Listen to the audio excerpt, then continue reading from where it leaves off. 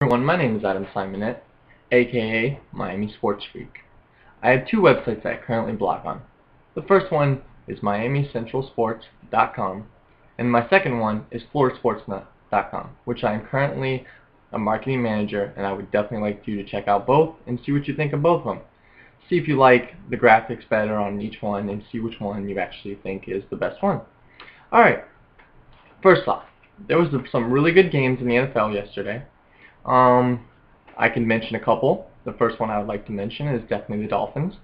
The Dolphins won a very close one again. It was a big nail-biter. Dolphins did prevail, though, this time. They did what they had to in order to win. Tannehill actually threw 21 out of 29 completion rating and had 185 yards and a pair of touchdowns to go with it. He had 115.7, his highest rating yet, thus far, as an NFL player and a rookie quarterback. 115.7. I haven't seen that in a rookie in a while, especially in a Dolphin uniform. That's amazing to actually see a quarterback have that rating. It looks great, and it shows that Tannehill is very good, and it shows why he was chosen in the first round. He's definitely a franchise quarterback, and he definitely will help the Dolphins, and I think potentially lead them to the Super Bowl when the time comes. Alright. Now, there was some bad, though, that the Dolphins did have. They actually got destroyed in yardage. The freaking Rams ran all over them, over 130-something yards, and they had combined over 400 yards, which is insane. The Dolphins didn't even let 65 to 70 yards rushing before the game that the Rams played them.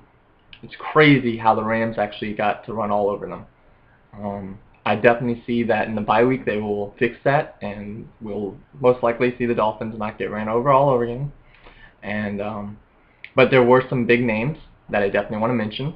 Marlon Moore had a key 29-yard touchdown pass.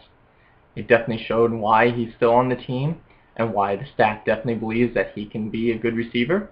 He showed great poise and speed, that he can run the routes and get open. He had 3 catches for 46 yards and a touchdown.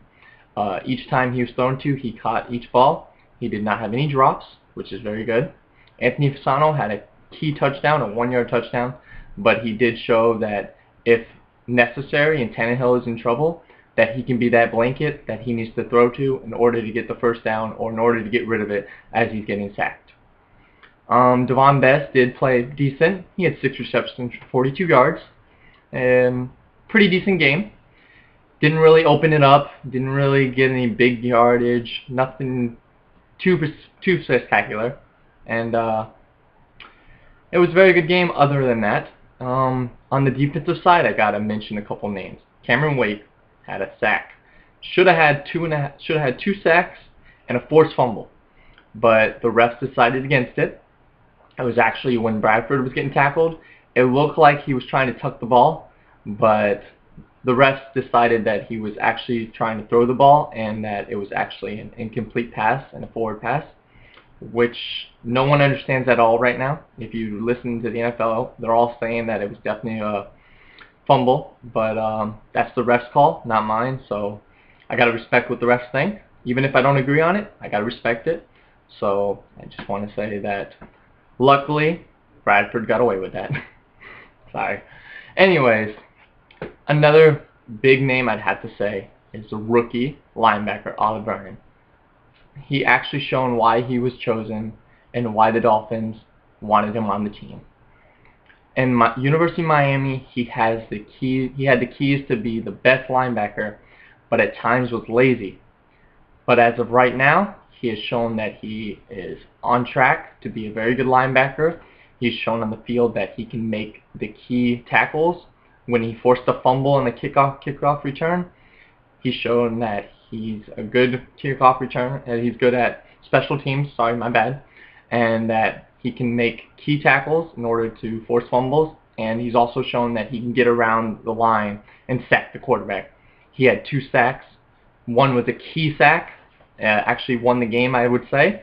It was 3rd down, and he sacked him, made it a 66-yard field goal, that the kicker ended up kicking wide left and just couldn't make it. And so for that, Oliver Vernon, you were doing a great job. You've definitely stepped up your game, and you've shown why you were very elite in University of Miami. But as long as you keep the laziness out of you, you'll be a great linebacker, and I can definitely see you learning from Cameron Wake as we speak right now. You guys are doing great getting around the line and tackling the quarterback, which needs to be done. On the other hand, I'd also like to say that Chris Clemens and Jones played a great game.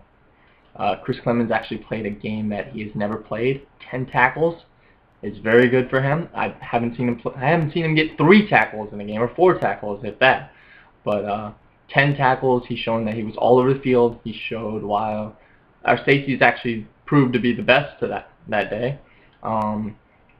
They were flying all over the field. They saved some key touchdowns. There was one pass when Bradford threw it across the middle, and I thought it was going to be a touchdown, but Rashard Jones chased him down and tackled him before he got in the end zone, and that later ended up into only a field goal, which in the end helped us win the game because the 2 key touchdowns that could have been touchdowns were actually touchdowns. Then the Rams would have definitely won.